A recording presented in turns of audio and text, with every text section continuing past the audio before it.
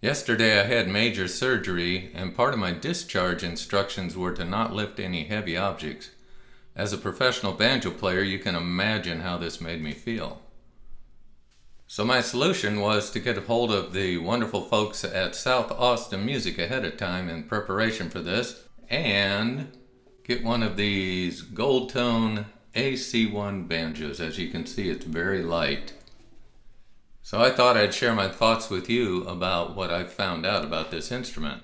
Even though this is Gold Tone's entry-level model, it has many features found on higher-priced banjos, such as a geared 5th string tuning peg, and a standard 5/8 inch maple/ebony bridge. It has this zero glide nut just like on many of the higher-priced Gold Tone banjos. It comes with a standard 11-inch frosted Remo head. And it also has an adjustable tailpiece. Next, I'll point out some of the ways Gold Tone was able to save on production costs. It comes with guitar-like tuners, but they're very solid. They don't have any slippage in them. There are only 16 bracket hooks, but still enough to make the head feel tight. There's enough space from the rim to the bracket hook that you can easily slip on your clamp-on strap.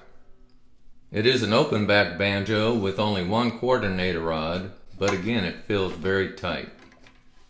The banjo comes shipped with medium gauge strings, which is probably a good idea to give you a little more extra volume and a little deeper tone down there on the 4th string where you need it.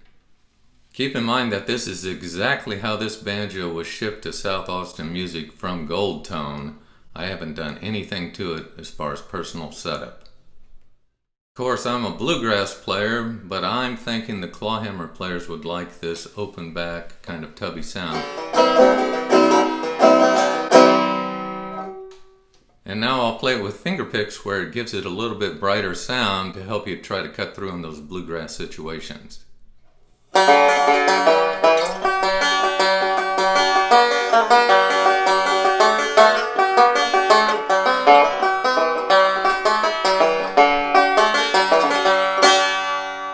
Lots of ringing there at the end, a lot of sustain. A lot of inexpensive banjos sound fine down here in the first position, but they lose both volume and intonation as they move up higher. So let's see how we sound between about frets 4 and 10.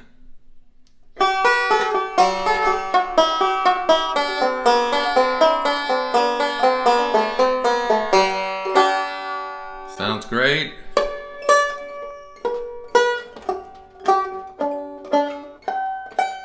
Perfect intonation all the way across. You won't even find that in expensive banjos sometimes. And it keeps its volume and sustain all the way up the neck.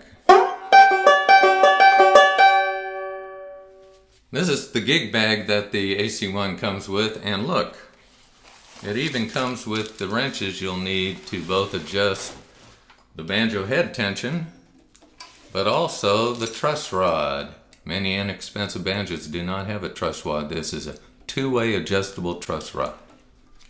Another way Gold Tone kept costs down was to ship it without an armrest, but I was happy to see that you could order one off their website, as I do like to play with an armrest.